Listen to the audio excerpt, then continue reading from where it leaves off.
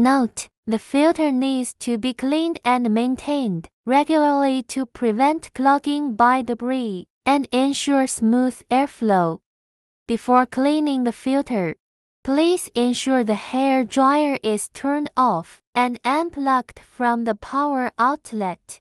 The wind inlet filter is magnetically attached. Firmly grip the handle and pull the wind inlet filter directly downward. Remove it from the handle. Do not wash the stainless steel filter with water, as it may cause malfunction.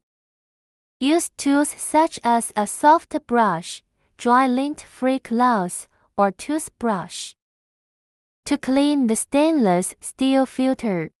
After cleaning, align the wind inlet filter with the handle slot and insert it.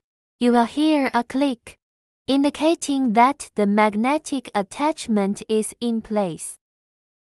Installation is complete. Self-cleaning mode.